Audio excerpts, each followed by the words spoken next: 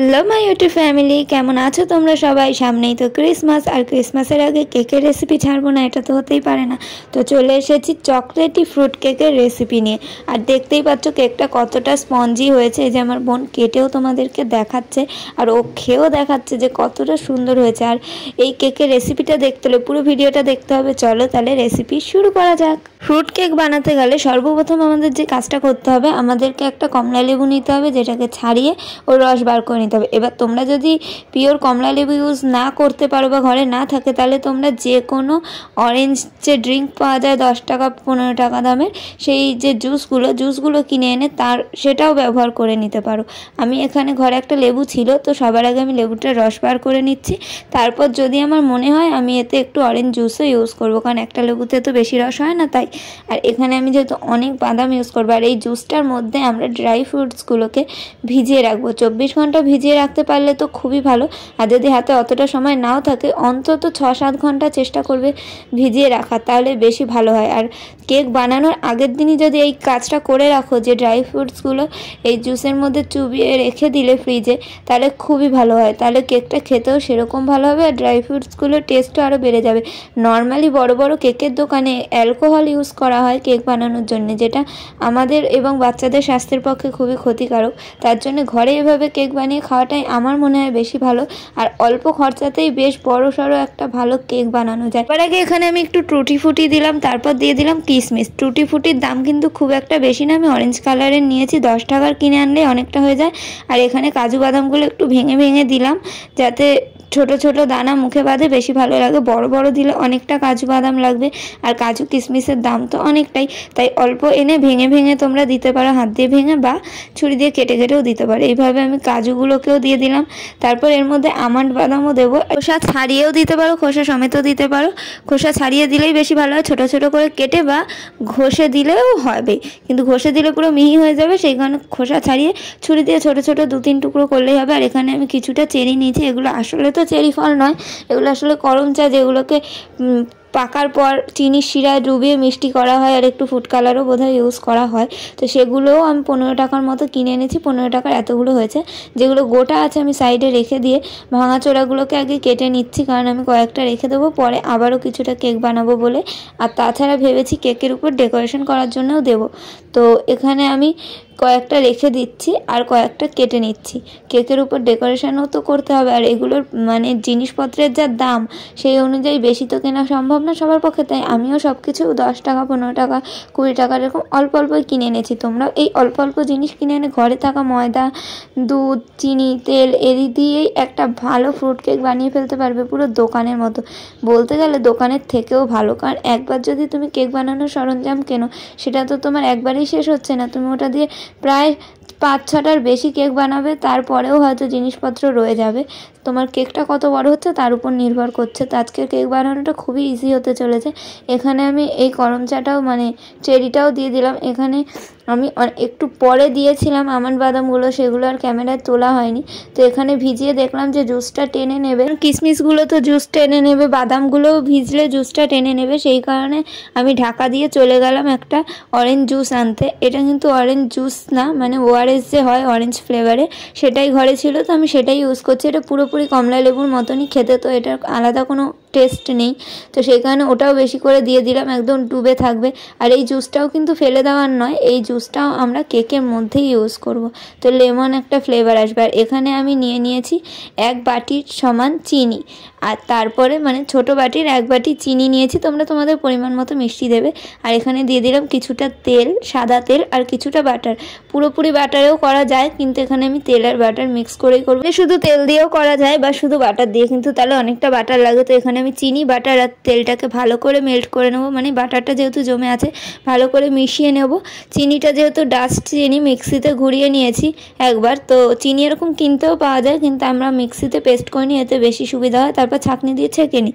তো এইভাবে চিনি আর বাটার আর তেলটাকে ভালো করে ফেটিয়ে নিলে দেখবে মিক্স হয়ে গেছে, একটা গাঢ় গাঢ় একটা পাতলা পেস্ট হয়েছে। আর এখানে আমি মিঠাই মেড ইউজ করব, সেই কারণে চিনিটা একটু কম দিয়েছি। প্রায় হাফ কৌটো মতো আমুলের মিঠাই মেড মানে কনডেন্স মিল্কের মধ্যে দিলাম, দিয়ে ভালো করে মিশাতে হবে। এবারে পুরোটা দেওয়া যাবে না, অল্প অল্প করে দিয়ে মিশাতে থাকতে হবে, কারণ এই জিনিসটা ঠান্ডা ছিল, নাহলে বাটারটা আবার জমতে শুরু করবে। তো দিতে হবে আর মিশাতে হবে। তো এইভাবে মিশিয়ে মিশিয়ে একটা পেস্ট তৈরি করে নিতে হবে, মানে এটা গুলিয়ে নিতে হবে। দেখতে পাচ্ছ আবার জমে জমে যাচ্ছে। ভালো করে মিক্স করতে হবে। আর এর মধ্যে এবার দিয়ে দিতে হবে কিছুটা ভ্যানিলা এসেন্স। আর আমি নতুন যেটা কিনে এনেছিলাম সেটা দিয়ে বেরাচ্ছিল না, তাই পুরোনো ঘরে যতটা ছিল প্রায় 1 থেকে 2 চামচ মতো ভ্যানিলা এসেন্স দিয়েছি, কারণ তাতে ফ্লেভারটা ভালো হবে। আর আমার কেকের সাইজটা যেহেতু অনেকটা বড়, তাই আমি বেশি দিয়েছি, নাহলে তোমরা 1 চামচও দিতে পারো। এবার আমি ওই বাটিরই, যেই বাটির চিনি দিয়েছিলাম সেই বাটিরই 1 বাটি সমান ময়দা দিয়ে ভালো করে চেলে নিচ্ছি। আমি আরও কিছুটা ময়দা ইউজ করবো, আরও হাফ বাটির একটু বেশি ময়দা ইউজ করবো, কিন্তু একবারে পুরোটা চালছি না, অল্প অল্প করে দিয়ে চেলে চেলে ওর সাথে মিশিয়ে নেব। অল্প করে দেবো আর মিশিয়ে নেব, না হলে জমে যাবে। তো এই ঘোরানোর এই জিনিসটা, যদি ফেটানোর জিনিসটা না থাকে তাহলে তোমরা চামচ দিয়ে বা খুন্তি দিয়ে করতে পারো, কিন্তু এটা দিয়ে বেশি সুবিধা হয়। এই যে দেখছো আমি আরও কিছুটা ময়দা দিচ্ছি। এবার তোমরা হয়তো ভাবছো যে তাহলে তো পুরো আটা মাখার মতো গাঢ় হয়ে যাবে, কিন্তু না, এখানে আমরা দুধ ইউজ করব।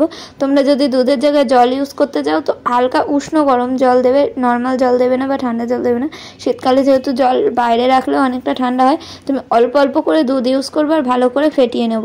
আর এখানে যেহেতু ওই জুসটাও ইউজ করব, সেই কারণে দুধও আমাদের অতিরিক্ত লাগছে না, তো সেই কারণে অল্প অল্প করে দুধ দেবো, ময়দা দেবো আর মিক্স করে নেবো। আমি ঠিক যেভাবে করছি এভাবে করলে তোমাদের কেকটাও কিন্তু খুব ভালো হবে খেতে।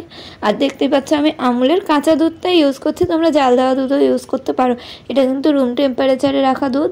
তো অল্প অল্প করে দিচ্ছি। আর এরকম পর্যায়ে আসার পর যখন দেখতেই পাচ্ছ না খুব ঘন না পাতলা, সেই পর্যায়ে আমি দিয়ে দিচ্ছি একটু কোকো পাউডার। আমার আগেই দেওয়া উচিত ছিল, বাট আমি ভুলে গেছি বলে এই পর্যায়ে দিচ্ছি। মানে এনেছিলাম আমি কোকো পাউডারটা, কিন্তু খেয়াল ছিল না। আর এখানে একটু হার্শের চকলেট সিরাপটাও দিয়ে দিচ্ছি, যাতে বেশি চকলেটি ফ্লেভারটা আসে। তো এই পর্যায়ে দিলেও কোনো সমস্যা নেই, কিন্তু ভালো করে মিক্স করে নিতে হবে। পরেই এর মধ্যে দিয়ে দেবো অরেঞ্জ জুসের মধ্যে যে আমি ভিজিয়ে রেখেছিলাম বাদাম কিশমিশ, এগুলো সব কিছু এটার মধ্যে ঢেলে দিলাম। ঢেলে এবার ভালো করে মিক্স করে নিতে হবে। এটা যেহেতু অনেকটাই জল জলে ছিল, এটা দিয়ে ভালো করে মিক্স করে দেখবো যে আমাদের কতটা পাতলা হচ্ছে। যদি দুধ লাগে তো দিতে হবে, আর না লাগলে না দিলেও চলবে। আর এখানে আমি একটু লেবুর খোসাও বাঁচিয়ে রেখেছিলাম লেমনি ফ্লেভার আনার জন্য। লেবুর খোসা হালকা ঘষে দিচ্ছি, কিন্তু বেশি ঘষা যাবে না, তাহলে কিন্তু তিতো হয়ে যাবে। একদমই সামান্য দিয়েছি। তো দেওয়ার পর এখানে ভালো করে বাটিটা কাছে কাছে জুসটা দিয়ে দিলাম। আর এখানে দিয়ে দিচ্ছি একটু দারচিনির গুঁড়ো। এই জিনিসটা দিলে কেকের ফ্লেভারটা সত্যি খুব ভালো আসে। আর সামান্য দিয়ে দিয়েছি নুন, সাদা নুনই দিয়েছি, একদমই অল্প। যে কোনো মিষ্টি খাবারে যেমন চিনি দিতে হয়, সেরকম নুন না দিলে কোনো খাবারের টেস্ট আসে না। তো ওটা মিক্স করে ওখানে সাইডে রেখে দিয়েছি কিছুক্ষণের জন্য।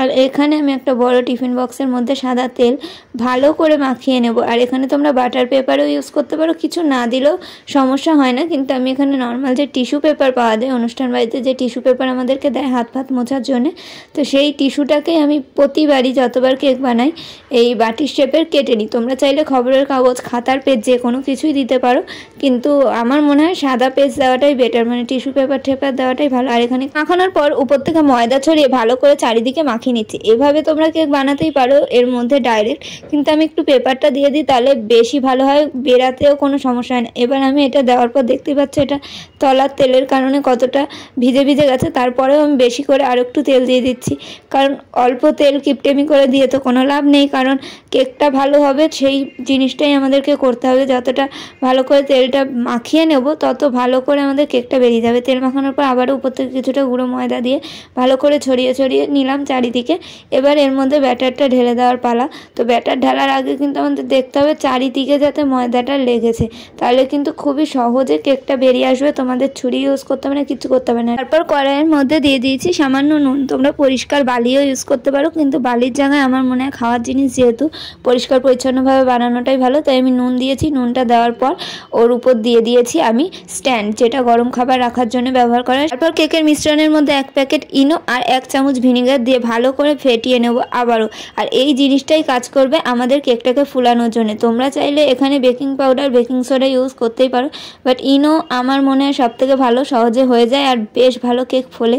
আমি যতবার কেক বানিয়েছি তার মধ্যে ইনো দিয়েই সবথেকে ভালো কেক হয়েছে, তো সেই কারণে আমি ইনোটাই ইউজ করছি। আর এই ক্রিসমাসের কেকে যেহেতু প্রচুর বাদাম টাদাম ইউজ করা হয়, কেকটা যদি না ফোলে একদম আটা আটা খেতে লাগবে, তখন খুবই বাজে লাগবে, সেই কারণে জিনিসটা পুরো নষ্ট হবে। আর এখানে আমি কেরামতি করে আবার ডিজাইন করতে গেছি। দেখো আমি তো আর কেক বানানোর এক্সপার্ট নই বা কোথাও শিখিনি, আমি নিজের মতো করে ট্রাই করতে করতে শিখেছি যে হ্যাঁ এরকম করলে ভালো হয়, এইবার বেশি ভালো হয়েছে। এভাবেই আমি নিজে থেকে কেক বানানো শিখেছি, সেটা যে কোনো কেকই হোক বা যে কোনো রান্নায়। তো সেইভাবেই আমি এই ডেকোরেশনে আগে একবার কেক বানিয়েছিলাম, যেটা হচ্ছে চকলেটের মিশ্রণ আর সাদা মিশ্রণ দুটো বানিয়েছিলাম, সেটা দিয়ে এরকমই মার্বেল এফেক্ট দিয়েছিলাম। কিন্তু এবার আমি চকলেট সিরাপ দিয়ে উপর দিয়ে একটু এফেক্ট দিলাম, জানি এটা থাকবে না কারণ এটা চকলেট সিরাপ, এটা তো রান্না হলে মিশে যাবে ওর সাথে। আর এই যে চেরি ঠেরিগুলো দিচ্ছিলাম এটাও পরে ভিতরে ঢুকে গেছিলো। আসলে কেকের যে ব্যাটারটা গুলেছিলাম এটা যেহেতু অনেকটা পাতলা গুলেছিলাম, তো সেই কারণে এটা ঢুকে গেছিলো। তোমরা চাইলে আরও একটু গাঢ় গুলতে পারো, তারপর এই ডেকোরেশনগুলো করতে পারো। মাসের আগে আমি আরও কয়েকটা কেকের রেসিপি শেয়ার করার চেষ্টা করব, তাতে আমি তোমাদেরকে কিছু ডেকোরেশনেও দেখিয়ে দেবো যে কীভাবে করা যায়। এবার হয়তো আমি ফ্লপ খেয়ে গেছি ডেকোরেশন করতে গিয়ে, তো এইভাবে আমি সাজিয়ে উপর থেকে অনেক বাদাম, তারপর চেরি, তারপরে আমন্ড বাদাম, টুটি ফুটি অনেক ছড়িয়ে ছড়িয়ে দিয়েছিলাম। বাট পরে রান্না করতে করতে মানে কেকটা তৈরি হতে হতে দেখলাম এগুলো সব ভিতরে চলে গেছে। বাট ওগুলো যখন মুখে বাজছিল গোটা গোটা চেরি, মানে যার ভাগ্যে পড়েছিল তার তো একদম হেভি, মানে প্রত্যেকটা এমন জায়গাতেই আমি দিয়েছি যে বাদাম চেরি সবার মুখেই পড়বে। কেক তো যেহেতু ত্রিকোণ করেই কাটা হয়, আর এখানে আমি আগে থেকে কড়াইটা প্রি হিট করে রেখেছিলাম, মানে একটু গরম হয়ে গেছে। এবার এর মধ্যে কেকটা বসিয়ে দেওয়ার পালা। তো মা আমাকে এখানে হেল্প করছে কেকটা বসানোর জন্যে, বলছিল হাত যদি পুড়ে যায় দিয়ে আমি বসিয়ে দিই। যাই হোক এখানে মা কেকটা বসিয়ে দিল, আর আমি বললাম দাঁড়াও সোজা করে বসাও, ওইভাবে বসালে কেকটা বেঁকে যাবে। তাই আবার সোজা করে স্ট্যান্ডের উপর বসিয়ে এখানে আমরা একটা গামলা দিয়ে ঢাকা দিচ্ছি, কারণ থালা দিয়ে চাপা দিলে উপর থেকে ফোলার জায়গাটা পাবে না। তো গামলা দিয়ে ঢাকা দিয়ে উপর একটা ঢাকনা দিয়ে দিলাম যাতে একদম প্রেসার থাকে, হাওয়া বাতাস না ঢোকে বা না বেরোয়। আর এখানে দেখতেই পাচ্ছে 1:35 মতো আমি বসিয়েছি, আর এখানে 2:05 হয়েছে, মানে কতক্ষণ হয়েছে সেটা বুঝতেই পারছে। আধ ঘন্টা মতো পর আমি গেছি দেখতে যে কেকটার কত দূর কী হলো। এই সময় পুরোপুরি কাঁচা ছিল, বেশি একটা হয়নি আধ ঘন্টায়, যেহেতু অনেকটা বড় কেক আর ব্যাটারটাও আমি একটু পাতলা গুলেছিলাম, সেই কারণে অনেকক্ষণ টাইম লাগছিল। তো এখানে আমি অনেস্ট রিভিউ দেবো তোমাদেরকে, যে আমি কিছু ভুল করে থাকলে সেটাও তোমাদেরকে সোজাসুজি বলবো, গোপন করার কিছু নেই, যাতে তোমাদের কেকটা আরও ভালোভাবে হয়। চেষ্টা করবে ব্যাটারটা আমার মতন না করার, মানে আমার থেকে একটু ঠিক করার। আমারটা একটু পাতলা হয়ে গেছিলো লাস্টের পুরো জুসটা দেওয়ার কারণে, কিন্তু চেষ্টা করবে। এভাবেও কোনো সমস্যা হয় তা না, এভাবে করলে কি গ্যাসে বেশিক্ষণ রাখতে হয়, আর কোনো কিছু না।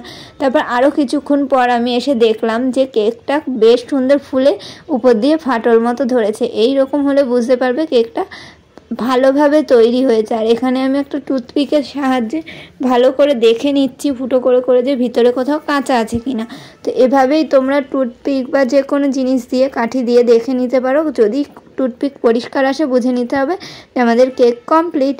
টুথপিক দিয়ে দেখলাম তো আমাদের টুথপিক পরিষ্কার আসছে, তার মানে আমাদের কেকটা কমপ্লিট। একটু ঠান্ডা হলে বার করে নিতে হয়, কিন্তু আমার তর্স হয় না, সেই কারণে আমি গরম অবস্থায় সাঁড়াশি দিয়ে বার করে নিলাম। তোমরা চেষ্টা করবে একটু ঠান্ডা হওয়ার পরেই বার করার, কারণ না হলে হাতে ছ্যাঁকা খেয়ে যেতে পারো, তখন কিন্তু আমার দোষ না। এখানে আমি গরম গরম নামিয়ে নিলাম। এবার আমি এটাকে হাত দিয়ে দেখছি কতটা সফট হয়েছে, আর এই গরম অবস্থাতেই আমি উল্টানোর চেষ্টা করছিলাম, যে কারণে আমার হাতে ছ্যাঁকাও লাগছিল। কিন্তু আমার আসলে ধৈর্য এইসব ক্ষেত্রে খুবই কম। আমার মাও সেটা বলে যে হয়েছে কেমন হয়েছে দেখার জন্য আমি ছটফট করি যতক্ষণ না নামাতে পারছি। তো এখানে মায়ের হাতে ক্যামেরাটা দিয়ে দিলাম। এবার আমি কেকটা যেভাবেই হোক উল্টানোর চেষ্টা করছি, কারণ অনেকটা গরম আছে। তো এখানে আমি কেকটা এভাবে সাঁড়াশির সাহায্যে উল্টে নেওয়ার চেষ্টা করছি, আর আমার নিজেরই এখন হাসি পেয়ে যাচ্ছে এই কাণ্ড কারখানা দেখে। দিয়ে একটু ঠান্ডা হওয়ার পর করলে কিন্তু এত ঝামেলাই হয় না। তো এখানে আমি পুরনো বার্থডের, মানে আমার বার্থডের যে একটা কেকের তলায় দেওয়া থাকে কার্ডবোর্ড মতো, সেটা পিছনে দিয়ে নিলাম। তো আমার হাতে আর ছ্যাঁকা লাগেনি। তো বুদ্ধি থাকলে উপায় তো হবেই। বাটিটা যেহেতু অনেকটা গরম ছিল, হাত দিয়ে ধরা যাচ্ছিল না, সেই কারণে আমি একটা ন্যাকড়া দিয়ে ওটাকে হালকা ট্যাপ করতেই দেখো কেকটা কি সুন্দর বেরিয়ে গেছে। এই টিস্যুটা কিন্তু খুলে নিতে হবে। এর আগে একবার আমি কেক বানিয়েছিলাম, মানে ডবল টিস্যু থাকে, তো আমি একটা টিস্যু খুলেছিলাম আর একটা খুলতে ভুলে গেছিলাম, আর সোজা করে ক্রিম লাগিয়ে নিয়েছিলাম। তো সেইবার কাগজ খেতে হয়েছিল সবাইকে। তাই এর পরের বার থেকে আমি খেয়াল রাখি যাতে টিস্যুটা খুলে নেওয়া হয়। আর বাটার পেপার হলে খুব ইজিলি একদমই দেখা যায়, আর এটা যেহেতু খুবই পাতলা সেই কারণে অনেক সময় খেয়াল না করলে টিস্যুটা রয়ে যাবে। তো সেইভাবে লক্ষ্য করে কাজ করতে হবে। আর এখানে আমি ওই ট্রেটার মধ্যে কেকটাকে উল্টিয়ে নিলাম, আর এখানে তোমাদেরকে বোঝানোর চেষ্টা করছি যে দেখো কেকটা কতটা মোটা আর কতটা সফট হয়েছে। তো মা বলছিল বেশি চাপিস না, এত সুন্দর সফট হয়েছে, ভেঙে যাবে। তোমাদেরকে তো সবটা দেখাতে হবে কেকটা কতটা সফট আর কতটা সুন্দর হয়েছে। এই কেকটা যে যে খেয়েছিল সবাই প্রশংসা করেছিল। এমনকি তোমাদেরকে একটা ফানি ইনসিডেন্ট শেয়ার করছি। এই কেকটা আমার ছোটো মামা খেয়ে বলেছিল যে আমাকে বিরিয়ানির যে ডেচকি বা হাঁড়ি হয় সেই সাইজের এরকম একটা কেক বানিয়ে খাওয়াতে পারবি তুই? তো কি বলবো, এত ভালো লেগেছে বলেই না সেটা বলেছে। এমনি এমনি তার কেউ ওটা বলবেন। এখানে বোনকে আমরা সবাই রাগাচ্ছিলাম, মানে এটা আমার সেই ছোটো মামারই মেয়ে। তো ও বলছিল যে আমার বার্থডে নাকি তুই কেক বানাচ্ছিস, যেহেতু এটা 25শে ডিসেম্বরের অনেকটা আগেই বানিয়ে ফেলেছিলাম তোমাদের সাথে ভিডিও শেয়ার করার জন্য।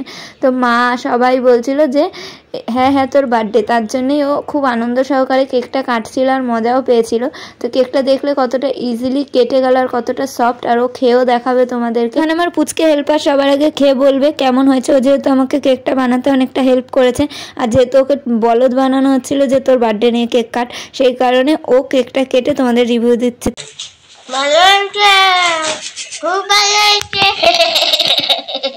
ভিডিওটা স্কিপ না করে পুরোটা দেখলে তোমরাও বাড়িতে এরকমই সুন্দর একটা ক্রিসমাসের জন্য ফ্রুট কেক বানিয়ে ফেলতে পারবে। তোমরাও বানাও, আর কেমন হয়েছে তোমাদেরটা কমেন্ট করে জানিও। সবাইকে জানাই অ্যাডভান্স মেরি ক্রিসমাস। সবাই ভালো থেকো, সুস্থ থেকো, আর আমার ভিডিও দেখতে থেকো। আজকের মতো টাটা।